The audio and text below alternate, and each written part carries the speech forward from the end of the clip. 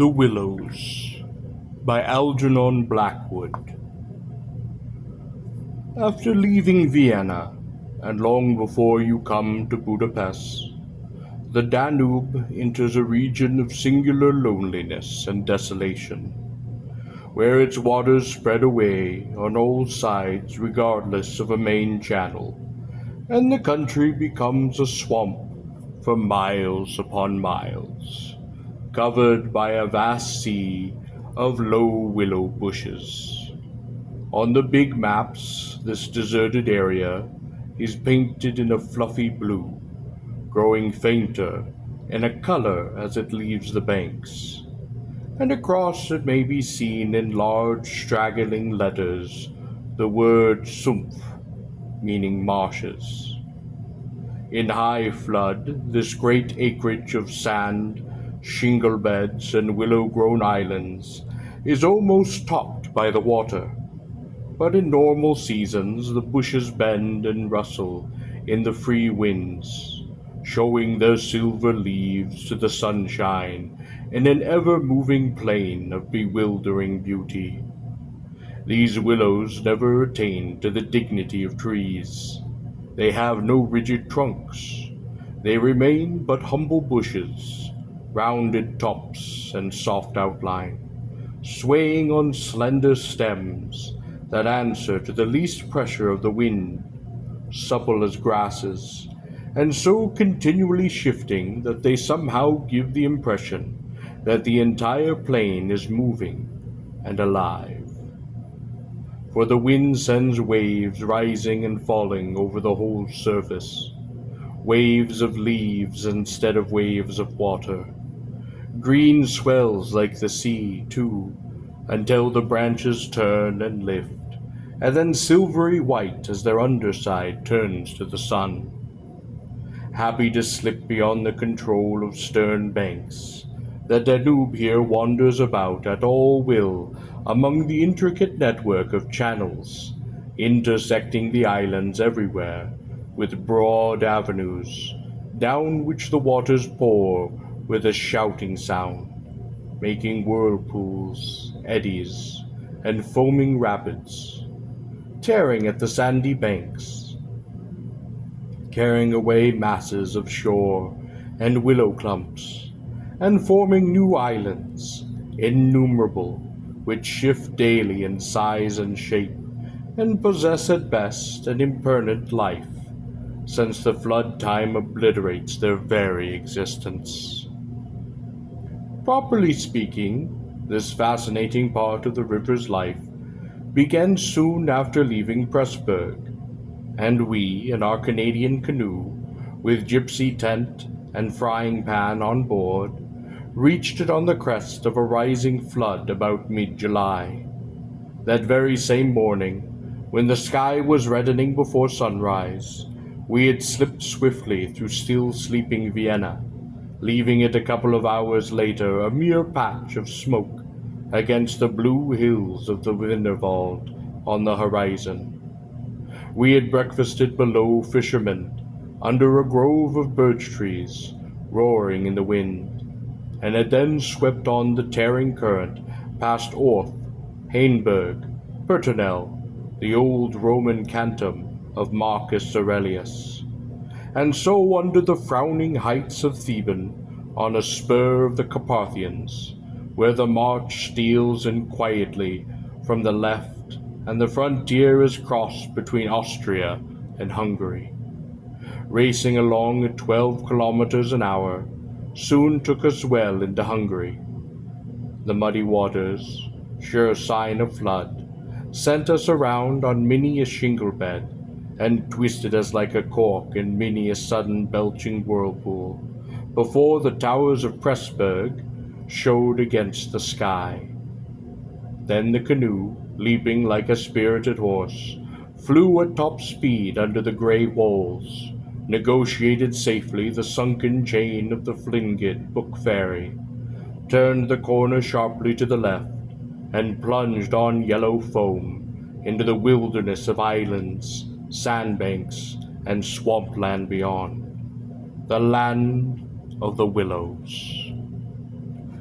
The change came suddenly, as when a series of bioscope pictures snaps down on the streets of a town and shifts without warning into the scenery of lake and forest. We entered the land of desolation on wings, and in less than half an hour there was neither boat, nor fishing hut, nor red roof, nor any single sign of human habitation or civilization within sight.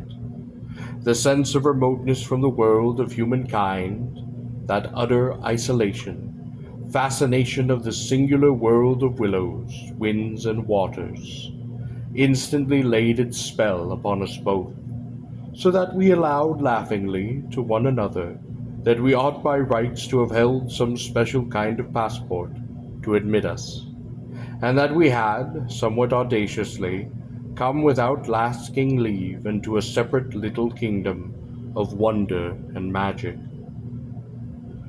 A kingdom that was reserved for the use of others who had a right to it, with everywhere unwritten warnings to trespassers for those who had the imagination to discover them. Though still early in the afternoon, the ceaseless buffetings of a most tempestuous wind made us feel weary, and we at once began casting about for a suitable camping ground for the night. But the bewildering character of the islands made landing difficult. The swirling flood carried us inshore, and then swept us out again. The willow branches tore our hands as we seized them to stop the canoe, and we pulled many a yard of sandy bank into the water before at length we shot with a great sideways blow from the wind into a backwater, and managed to beach the bows in a cloud of spray. Then we lay panting and laughing, after our exertions upon that hot yellow sand, sheltered from the wind, and in the full blaze of a scorching sun, a cloudless blue sky above, an immense army of dancing, shouting willow bushes, closing in from all sides, shining with spray and clapping their thousand little hands, as though to applaud the success of our efforts. "What a river," I said to my companion, thinking of all the way that we had travelled from the source in the Black Forest, how we had often been obliged to wade and push in the upper shallows at the beginning of June. "Won't stand much nonsense now, will it?" he said, pulling the canoe a little further into safety up the sand, and then composing himself for a nap. I lay by his side, happy and peaceful in the bath of the elements, water, wind, and sand, and the great fire of the sun, thinking of the long journey that lay behind us, of the great stretch before us to that black sea, and how lucky I was to have such a delightful and charming traveling companion as my friend, the Swede. We had made many similar journeys together, but the Danube, more than any other river I knew, impressed us from the very beginning with its aliveness, from its tiny bubbling entry into the world among the pine-wood gardens of Donaueschingen, until this moment when it began to play the great river game of losing itself among the deserted swamps, unobserved, unrestrained. It had seemed to us like following the growth of some living creature, sleepy at first, but later developing the violent desires as it became conscious of its deep soul. It rolled, like some huge fluid being, through all the countries we had passed, holding our little craft on its mighty shoulders, playing roughly with us sometimes, yet always friendly and well-meaning, till at length we had come inevitably to regard it as a great personage. How, indeed, could it be otherwise, since it told us so much of its secret life? At night we heard it singing to the moon as we lay in our tent, uttering that odd sibilant note peculiar to itself, and said to be caused by the rapid tearing of the pebbles along its bed. So great is its hurrying speed, we knew, too, the voice of its gurgling whirlpools. suddenly bubbling up on a surface previously quite calm. The roar of its shallows and its swift rapids, its constant steady thundering below all mere surface sounds, that ceaseless tearing of its icy waters at the banks, how it stood up and shouted when the rains fell flat upon its face, and how its laughter roared out when the wind blew upstream and tried to stop its growing speed. We knew all its sounds and voices, its tumblings and foamings, its unnecessary splashing against the bridges, that self-conscious chatter when there were hills to look on, the affected dignity of its speech when it passed through the little towns, far too important to laugh. All these faint, sweet whisperings, when the sun caught it fairly in some slow curve and poured down open till the steam rose. It was full of tricks, too. In its early life, before the great world knew it, there were places in the upper reaches among the Swabian forests, when yet the forest whispers of its destiny had not reached it, where it elected to disappear through holes in the ground, to appear again on the other side of the porous limestone hills, and start a new river with another name, leaving too so little water in its own bed that we had to climb out and wade and push the canoe through a mile of shallows, and a chief pleasure in those early days of its irresponsible youth was to lie low like Briar Fox, just before the little turbulent tributaries came to join it from the Alps, and to refuse to acknowledge them when in, but to run for miles side by side, the dividing line well marked, the very levels different, the Danube utterly declining to recognize the newcomer. Below Passau, however, it gave up this particular trick, for there the inn comes in with a thundering power impossible to ignore, and so pushes and incommodes the parent river that there is hardly room for them in the long twisting gorge that follows, and the Danube is shoved this way and that against the cliffs, and forced to hurry itself with great waves and much dashing to and fro in order to get through in time. During the fight our canoe slipped down from its shoulder to its breast, and had the time of its life among the struggling waves. But the inn taught the old river a lesson, and after Passau it no longer pretended to ignore new rivals. This was many days back, of course, and since then we had come to know other aspects of the great creature, and across the Bavarian wheat plain of Straubing she wandered so slowly under the blazing June sun that we could well imagine only the surface inches were water, while below there moved, concealed as by a silken mantle, a whole army of undines, passing silently and unseen down to the sea, and very leisurely too, lest they be discovered. Much too we forgave her because of her friendliness to the birds and animals that haunted the shores. Cormorants lined the banks in lonely places and rows like short black palings. Grey crows crowded the shingle beds. Storks stood fishing in the vistas of shallower water that opened up between the islands. Hawks, swans, and marsh birds of all sorts filled the air with glinting wing and singing petulant cries. It was impossible to feel annoyed with the river's vagaries after seeing a deer leap with a splash into the water at sunrise and swim past the bows of our canoe. Often we saw fawns peering at us from the underbrush, or looking straight into the brown eyes of a stag as he charged full tilt around a corner and entered another reach of the river. Foxes, too, everywhere haunted the banks, tripping daintily among the driftwood and disappearing so suddenly that it was impossible to see how they managed it. But now, after leaving Pressburg, everything changed a little.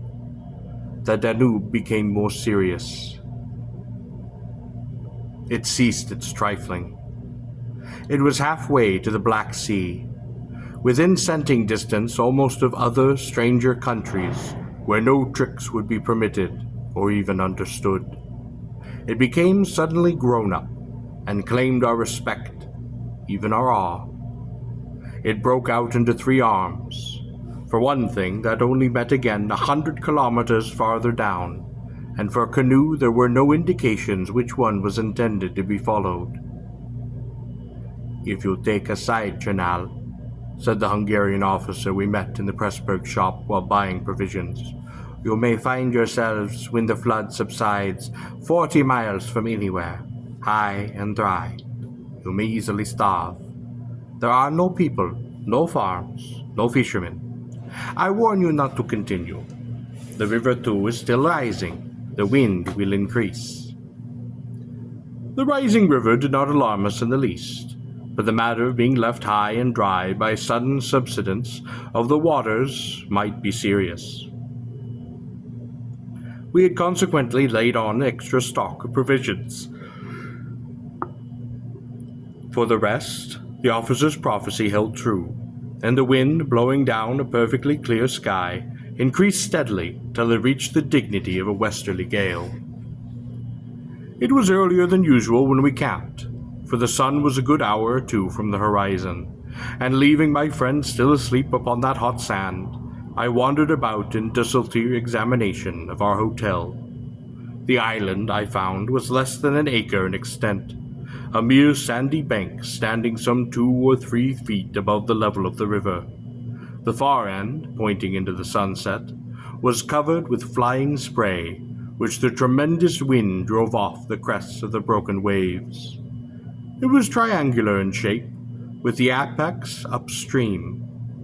I stood there for several minutes, watching the impetuous crimson flood bearing down with a shouting roar, dashing in waves against the bank as though to sweep it bodily away, and then swirling by in 2 foaming streams on either side. The ground seemed to shake with the shock and rush, while the furious movement of the willow bushes, as the wind poured over them, increased the curious illusion that the island itself actually moved. Above, for a mile or 2, I could see the great river descending upon me. It was like looking up the slope of a sliding hill, white with foam, and leaping up everywhere to show itself to the sun. The rest of the island was too thickly grown with willows to make walking pleasant. But I made the tour, nevertheless. From the lower end the light, of course, changed, and the river looked dark and angry. Only the backs of the flying waves were visible, streaked with foam, and pushed forcibly by the great puffs of wind that fell upon them from behind. For a short mile it was visible, pouring in and out among the islands, and then disappearing with a huge sweep out into the willows, which closed about it like a herd of monstrous antediluvian creatures, crowding down to drink. They made me think of gigantic sponge-like growths that sucked the river up into themselves. They caused it to vanish from sight. They herded there together in such overpowering numbers. Altogether, it was an impressive scene, with its utter loneliness, its bizarre suggestion, and as I gazed long and curiously, a singular emotion begins to stir somewhere in the depths of me. Midway in my delight of the wild beauty, there crept, unbidden and unexplained, a curious feeling of disquietude, almost of alarm. A rising river, perhaps, always suggests something of the ominous. Many of the little islands I saw before me would probably have been swept away by the morning. This restless, thundering flood of water touched the senses with awe. Yet I was aware that my unease lay deeper far than the emotions of awe and of wonder. It was not that I felt, nor had it directly to do with the power of the driving wind, this shouting hurricane, that might almost carry up a few acres of willows into the air and scatter them like so much chaff over the landscape. The wind was simply enjoying itself, for nothing rose out of the flat landscape to stop it, and I was conscious of sharing its great game with a kind of pleasurable excitement. Yet this novel emotion had nothing to do with the wind. Indeed, so vague was the sense of distress I experienced that it was impossible to trace it to its source, and deal with it accordingly, though I was aware somehow that it had to do with my realization of the utter insignificance before this unrestrained power of the elements about me. The huge grown river had something to do with it too, a vague, unpleasant idea that we had somehow trifled with these great elemental forces in whose power we lay helpless every hour of the day and the night.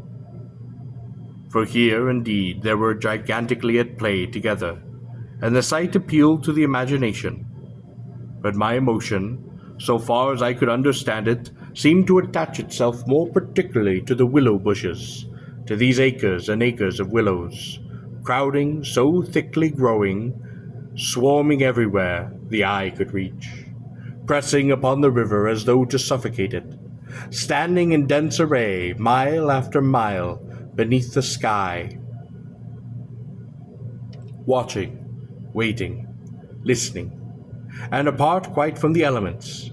The willows connected themselves subtly with my malaise, attacking the mind insidiously, somehow by reason of the very vast numbers, and contriving in some way or other to represent to the imagination a new and mighty power, a power, moreover, not altogether friendly to us. Great revelations of nature, of course, never fail to impress in one way or another, and I was no stranger to moods of the kind. Mountains overawe and oceans terrify, while the mysteries of great forests exercise a spell particularly its own.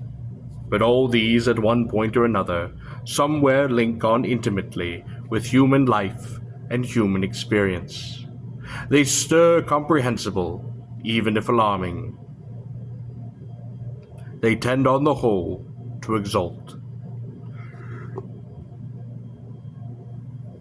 With its multitude of willows, however, it was something far different. I felt some essence emanated from them that besieged the heart. A sense of awe awakened, true, but of awe touched somewhere by a vague terror. Their serried ranks growing everywhere darker about me, as the shadows began to deepen, moving furiously yet softly in the wind. It woke in me the curious and unwelcome suggestion that we had trespassed here upon the borders of some alien world. A world where we were the intruders, a world where we were not wanted or even invited to remain, where we ran grave risks, perhaps. The feeling, however, though it refused to yield its meaning entirely to analysis, did not at the time trouble me by pressing into menace, yet it never left me quite, even during the very practical business of putting up the tent in a hurricane of wind and building up a fire for the stew pot. This feeling remained just enough to bother and perplex, and to rob a most delightful camping ground of a good portion of its charm. To my companion, however, I said nothing, for he was a man I considered most devoid of imagination. In the first place, I could never have explained to him what I meant, and in the second, he would have laughed stupidly at me if I had. There was a slight depression in the center of the island. Here we pitched the tent. The surrounding willows broke the wind a bit. "A poor camp," observed the imputable Swede, when at last the tent stood upright. "No stones and precious little firewood. I am for moving on early tomorrow, eh? This stand won't hold anything." But the experience of a collapsing tent at midnight had taught us many devices, and we made the cozy gypsy house as safe as possible, and then set about collecting a store of wood to last till bedtime. Willow bushes dropped no branches, and driftwood was our only source of supply. We hunted the shores pretty thoroughly. Everywhere the banks were crumbling as the rising flood tore at them, and carried away great portions with a splash and a gurgle. "The island's much smaller than when we landed," said the accurate Swede. "It won't last long at this rate. We'd better drag the canoe close to the tent, be ready to start at moment's notice. I shall sleep in my clothes." He was a little distance off, climbing along the bank, and I heard his rather jolly laugh as he spoke. "By Jove!" I heard him call. and a moment later and turned to see what had caused his exclamation. But for the moment he was hidden by the willows, and I could not find him. "What in the world is this?" I heard him cry again, and this time his voice had become serious. I ran up quickly and joined him upon the bank. He was looking over the river, pointing at something in the water. "Good heavens, it's a man's body!" he cried excitedly. "Look!" A black thing, turning and over in the foaming waves, swept rapidly past. It kept disappearing and coming up to the surface again. It was about 20 feet from the shore, and just as it was opposite to where we stood, it lurched around and looked straight at us. We saw its eyes reflecting the sunset and gleaming an odd yellow as the body turned over. Then it gave a swift, gulping plunge and dived out of sight in a flash. "An otter, by gad!" we exclaimed in the same breath, laughing. And it was an otter, alive and out upon the hunt. Yet it looked exactly like the body of a drowned man, turning helplessly within the current. Far below it came to the surface once again, and we saw its black skin, wet and shining in the sunlight. Then, too, just as we turned back, our arms full of driftwood, another thing happened to recall us to the riverbank. This time it really was a man, and what was more, a man upon a boat. Now, a small boat upon the Danube was an unusual sight at any time, but here in this deserted region and at flood time, it was so unexpected as to constitute a real event. We stood and we stared. Whether it was due to the slanting sunlight or the refracting from the wonderfully illuminated water, I cannot say. But whatever the reason, I found it difficult to focus my sight properly upon the flying apparition. It seemed, however, to be a man standing upright in a sort of flat-bottomed boat, steering with some long oar, and being carried down the opposite shore at a tremendous pace. He apparently was looking across in our direction, but the distance was too great and the light too uncertain for us to make out very plainly what he was about. It seemed to me that he was gesticulating and making signs at us. His voice came across the water to us shouting something furiously, but the wind drowned it so that no single word was audible. There was something curious about the whole appearance, man, boat, signs, and voice, that made an impression on me out of all proportion to its cause. "He's crossing himself," I cried. "Look, he's making the sign of the cross." "I believe you are right," the Swede said, shading his eyes with his hand and watching the man out of sight. He seemed to be gone in a moment, melting away down there into the sea of willows, where the sun caught him in the bend of the river and turned them into a great crimson wall of beauty. Mist, too, had begun to rise. The air was hazy.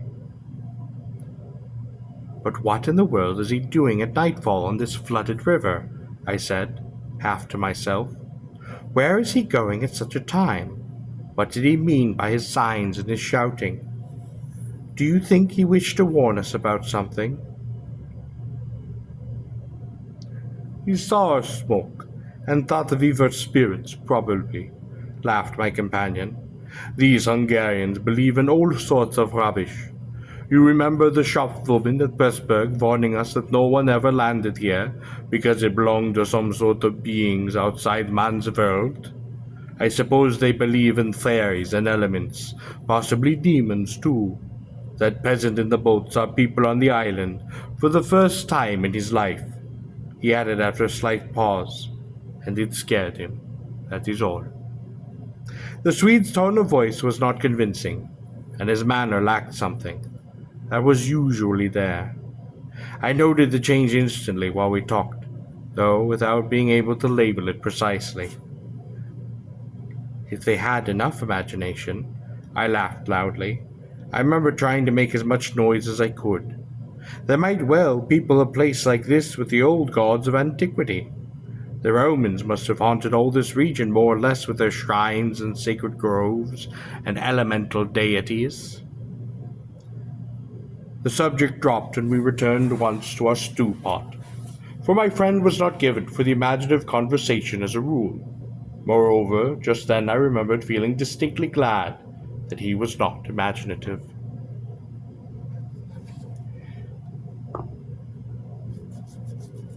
My companion's stolid, practical nature suddenly seemed to be most welcome and comforting.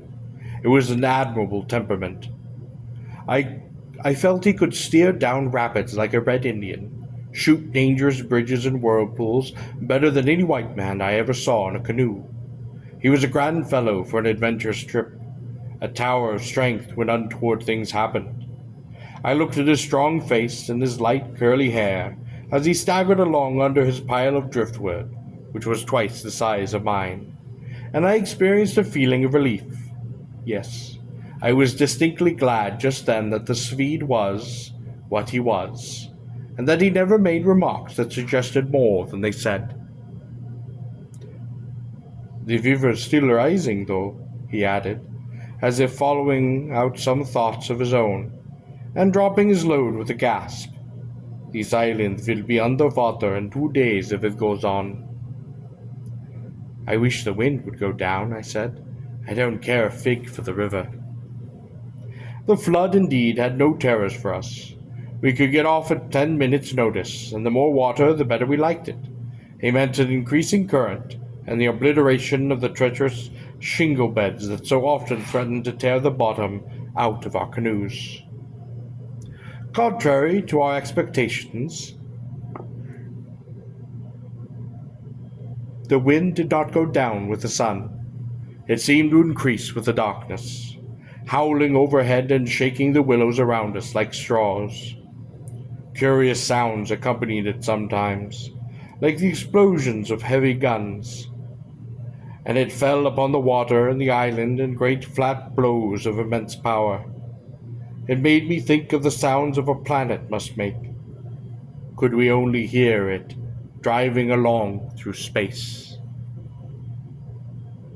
But the sky kept wholly clear of clouds, and soon after the supper the full moon rose up at that east and covered the river and the plain of shouting willows with a light like the clay. We lay on the sandy perch beside the fire, smoking, listening to the noises of the night round us, and talking happily of the journey we had already made, and of our plans ahead. The map lay spread in the door of the tent, but the high wind made it hard to study, and presently we lowered the curtain and extinguished the lantern. The firelight was enough to smoke and see each other's faces by, and the sparks flew about overwhelmed, like fireworks. A few yards beyond, the river gurgled and hissed, and from time to time a heavy splash announced the falling away of further portions of the bank. Our talk, I noticed, had to do with the faraway scenes and incidents of our first camps in the Black Forest, or of other subjects altogether remote from the present setting, for neither of us spoke of the actual moment more than was necessary, almost as though we had agreed tactically to avoid discussion of the camp and its incidents. Neither the otter nor the boatman, for instance, received the honor of a single mention, though ordinarily these would have furnished discussion for the greater part of the evening. They were, of course, distinct events in such a place. The scarcity of wood made it a business to keep the fire going, for the wind that drove the smoke in our faces wherever we sat helped at the same time to make a force draught. We took it in turn to make foraging expeditions into the darkness, and at the quantity the Swedes brought back always made me feel that he took an absolutely long time finding it.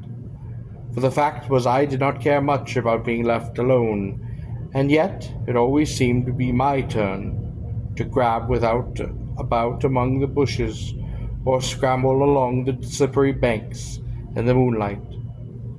The long day's battle with wind and water, and such wind and such water, had tired us both, and an early bed was the obvious choice.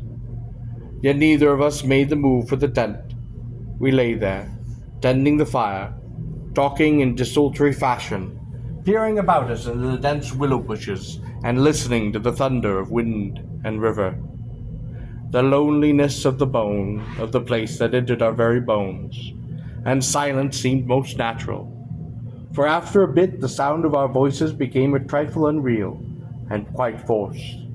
Whispering would have been the fighting mode of communication, I felt, and the human voice, always rather absurd amid the roar of the elements, now carried with it something almost illegitimate. It was like talking out loud in a church, or in some place where it was not lawful, perhaps not quite safe, to be overheard. The eeriness of this lonely island, set among a million willows, swept by a hurricane, and surrounded by hurrying deep waters, touched us both. I fancy untrodden by man, almost unknown to man, it lay there, benched the moon, remote from a human influence. On the frontier of another world, on an alien world, in a world terminated by willpowers, only in the souls of Willows, and we, in our rashness, had dared to invade it, even to make use of it. Something more than the power of its mystery stirred in me, as I lay upon the sand, feet to fire, and peered up through the leaves at the stars. For the last time, I rose to get firewood. "When this is burnt up," I said firmly, "I shall turn in." And my companion watched me lazily as I moved off into the surrounding shadows. For an unimaginative man, I thought he seemed unusually receptive that night, unusually open to suggestions of things other than sensory. He too was touched by the beauty and the loneliness of the place. I was not altogether pleased, I remember, to recognize this slight change in him, and instead of immediately collecting sticks, I made my way to the far point of the island, where the moonlight on plain and river could be seen to better advantage. The desire to be alone had come suddenly upon me. My former dread returned to force. There was a vague feeling in me I wished to face, and probed to the bottom, wherein I reached the point of sand jutting out among the waves. The spell of the place descended upon me with a positive shock. No more scenery could have produced such an effect. There was something more here, something to alarm. I gazed across the waste of the wild waters. I watched the whispering willows. I heard the ceaseless beating of the tireless wind, and one and all, each in its own way, stirred in me the sensation of a strange distress. But the villagers, and the willows especially, for every they went on chattering and talking among themselves, laughing a little, shrilly crying out, sometimes sighing. But what it was they made so much to do about belonged to the secret life of the great plain that they inhabited. And it was utterly alien to the world that I knew, or to that of the wild yet kindly elements. They made me think of a host of beings from another plane of life, another evolution perhaps, together all discussing a mystery known only to themselves. I watched them moving busily, together, oddly shaking their big bushy heads, twirling their myriad leaves even when there was no wind. They moved of their own, as though alive, and they touched, by some incalculable method, my own keen sense of the horrible. There they stood in the moonlight, like a vast camp army surrounding our camp, shaking their innumerable silver spears defiantly, formed already for an attack. The psychology of places, for some imaginations at least, is very vivid. For the wanderer especially, camps have their note, either of welcome or rejection. At first it may not always be apparent, because the busy preparations of Trent and cooking prevention. But with the first pause after supper, usually, it comes and anonymous announces itself. And the note of those willow camp, now unmistakably plain to me, we were the interlopers. We were the trespassers. We were not welcome. The sense of unfamiliarity grew upon me as I stood there watching. We touched the frontier of a region where our presence was resented. For a night's lodging we might perhaps be tolerated, but for a prolonged and inquisitive stay, no. By all the gods of the trees and the wilderness, no. We were the first human influences upon this island. We were not wanted. The Willows were against us. Strange thoughts like these, bizarre fancies, born I know not whence, found lodgment in my mind as I stood listening. What I thought if, after all, these crouching willows proved to be alive? If suddenly they should rise up like a swarm of living creatures, marshaled by the gods whose territory we had invaded, sweep towards us off the vast swamps, booming overhead in the night, and then settle down. As I looked, it was so easy to imagine they actually moved, crept nearer, retreated a little, huddled together in masses, hostile, waiting for the great wind that should finally start them a-running. I could have sworn their aspect changed a little, and their ranks deepened and pressed more closely together. The melancholic, shrill cry of a night bird sounded overhead, and suddenly I nearly lost my balance as the piece of bank I stood upon fell with a great splash, and the river, undermined by the flood. I stepped back just in time, and went on hunting for firewood again, half laughing at the odd fancies that crowded so thickly into my mind, and cast their spirit upon me.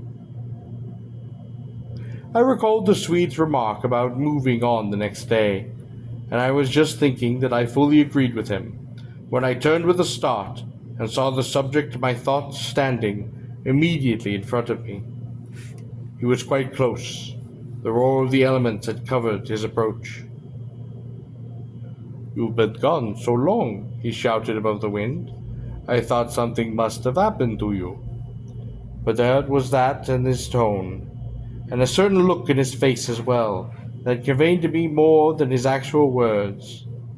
And in a flash I understood the real reason for his coming.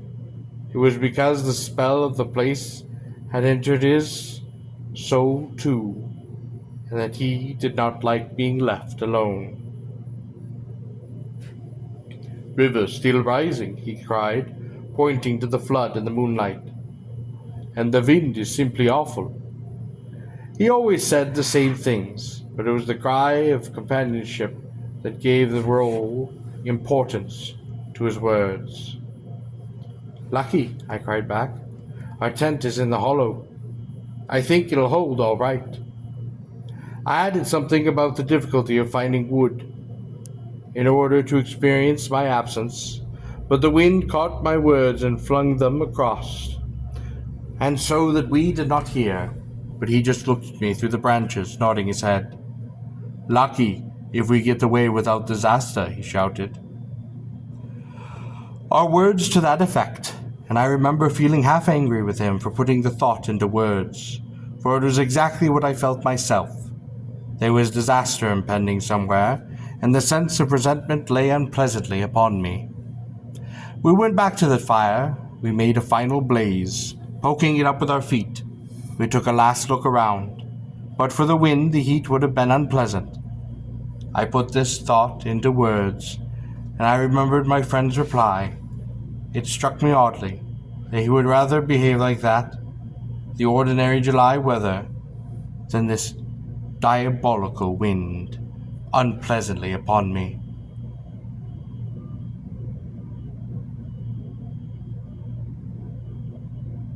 We went back to the fire and made a final blaze, poking it up with our feet.